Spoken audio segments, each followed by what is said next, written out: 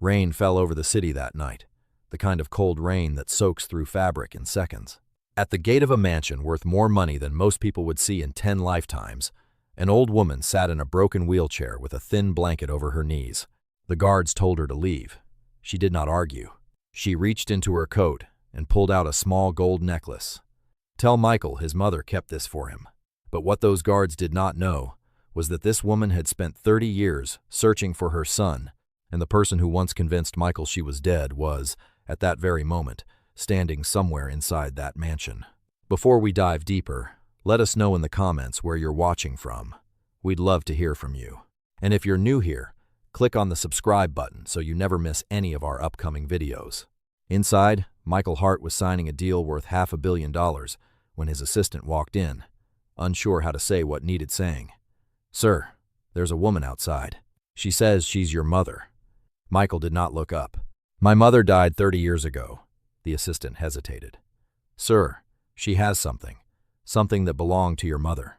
Michael's pen stopped. In that silence, a memory surfaced he had buried for 3 decades, a memory of a promise he made as a boy.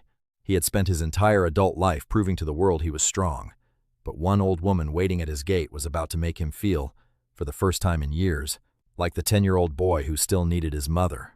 Her name was Dorothy. She lived alone in a small apartment on the edge of town, where the heater worked only some nights and the refrigerator held little more than eggs and half a loaf of bread. She was 78. Her hands shook when she poured tea, yet her heart had not changed. Even with so little, she fed the boy next door when his own mother could not afford groceries. She sat with her neighbor, Mrs. Alvarez, so the woman would not spend her evenings alone. People on her street loved her, though almost none of them knew the name she used to answer to before everything fell apart. Every night, Dorothy opened a small wooden box and lifted out a gold necklace, worn smooth from decades of touching. On its underside sat a tiny engraved symbol, a mark her late husband, Robert, had commissioned before Michael was even born, meant to identify the Hart family line for generations. Tucked beneath a folded cloth, in that same box, sat a letter she had written but never sent. It read, in part, "Michael, if you are ever reading this, it means someone succeeded in keeping us apart." She had never finished naming who that someone was. Some nights, she stared at the unfinished sentence and wondered if the truth had already been buried too deep to dig back up, and whether digging it up now would help her son or simply break him a second time. 30 years earlier, Michael left their small hometown with nothing but a duffel bag and a stubborn kind of ambition. For 2 years, he called every Sunday and mailed money home whenever he could. Then the calls stopped connecting, the letters stopped arriving, and a man Michael had trusted since childhood, his late father's business partner, Richard Coyle, sat him down with grave news. "Your mother passed away, son. She wouldn't want you grieving. She'd want you building." Michael believed him completely. Richard had mentored him since he was 15, had helped him land his very first investors, had stood beside him at his father's funeral when Michael was too young to understand grief at all. But Richard had never been entirely the man Michael believed him to be.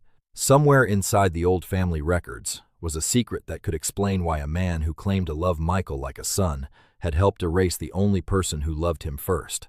Was Richard protecting Michael from something painful? Was he protecting himself from something far worse? Even Dorothy, sitting alone with her unfinished letter all those years, had never been completely certain of his reasons. She only knew that after her husband Robert died, and after she began asking questions Richard did not want asked, her son stopped calling, and she had spent 3 decades unsure whether that was cruelty, cowardice, or something else entirely. At 78, with arthritis in both knees and a heart condition her doctor had warned her about twice that year, Dorothy made a decision. "I will not leave this world without seeing my son's face again." She had no savings for a ticket and no family nearby to drive her. Still, she began the journey, one small step at a time, walking when she could, accepting rides from strangers when she could not.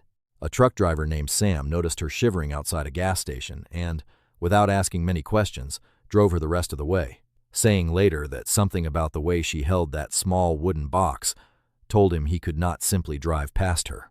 When they reached the gates, the guards refused her entry, exactly as they were trained to do with strangers. It was then that Michael's wife, Claire, arrived home and saw the old woman sitting there, disheveled from days on the road. Her first reaction was not cruelty. It was fear.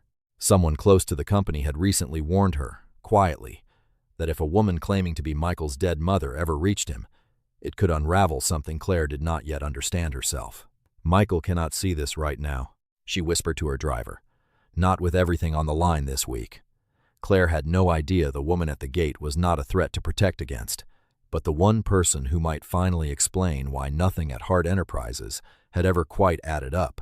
If this story has touched your heart so far, comment, "I'm still watching." We want to know who stayed with us until this moment. Michael walked outside himself, drawn by something he could not explain. He saw her sitting there in the rain, small and frail, holding the wooden box against her chest. For a long moment, neither of them said a word, only the sound of rain hitting the pavement between 30 years of silence. "Mom," he finally whispered. Dorothy looked up, tears already falling. "You became the man I always prayed you would become." Michael dropped to his knees on the wet driveway, not caring about his suit or who might be watching.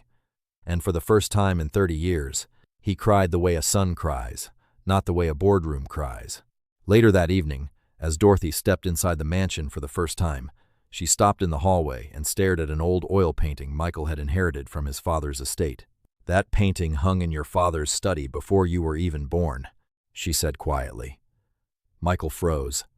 Nobody outside the family had ever known that painting's origin, not even Claire. That night, alone in his study, Michael found himself staring at an old photograph of himself as a boy, sitting on his mother's lap, and thought, how does a grown man forget the sound of his own mother's voice for 30 years?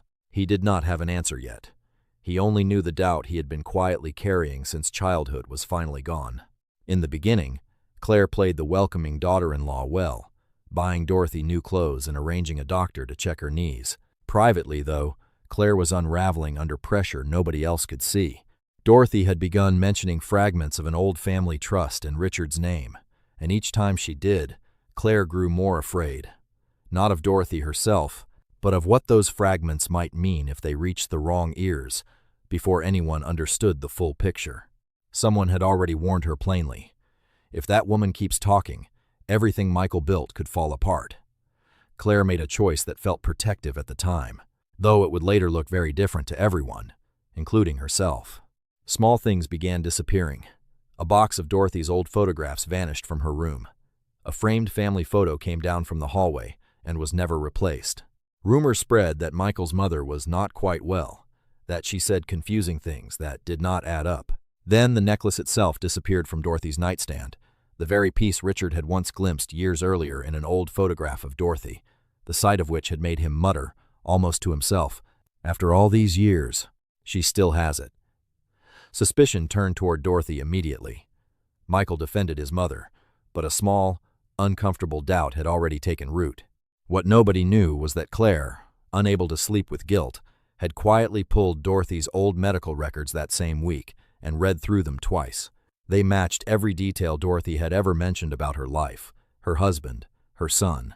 Claire realized with a sinking feeling that she had spent weeks protecting the wrong person. She began quietly looking into Richard's history with the family trust instead. When Richard noticed, he did not shout or threaten publicly.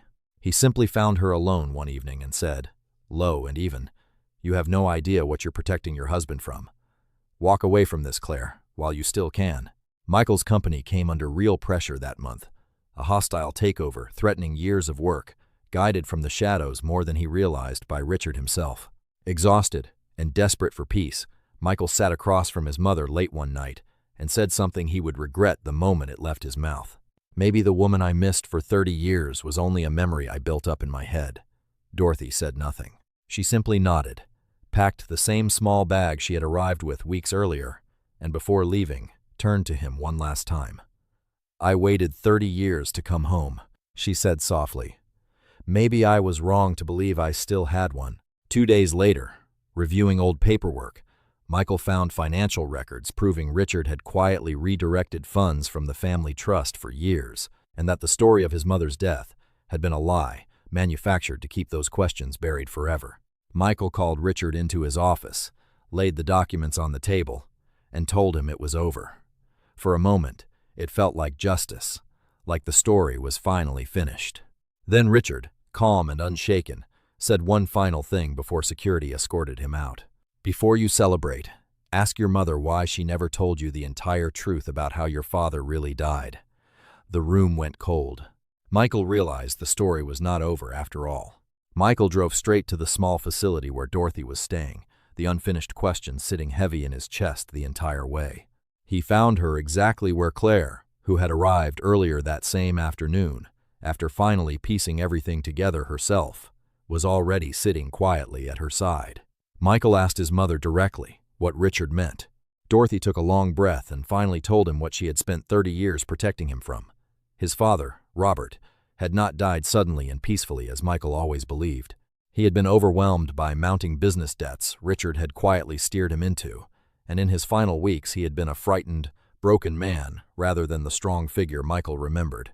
Dorothy had shielded her 10-year-old son from that image, choosing instead to let him grow up believing his father had simply been taken too soon, whole and unbroken.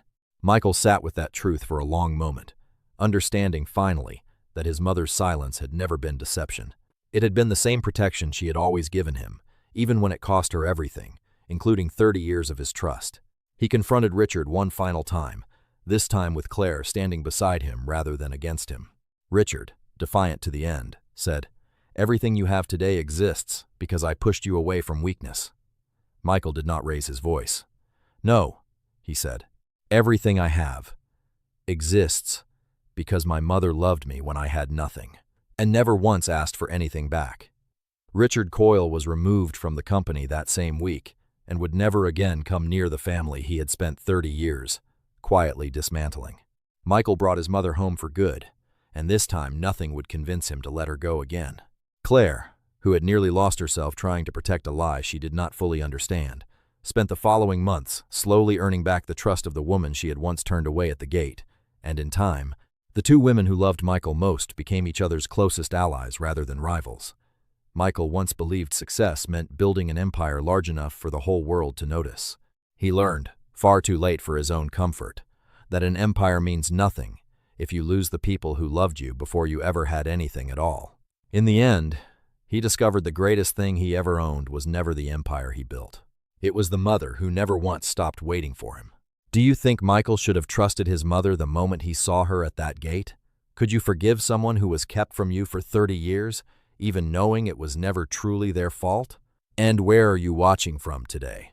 Let us know in the comments below, and if this story moved you even a little, consider subscribing so you never miss the next one.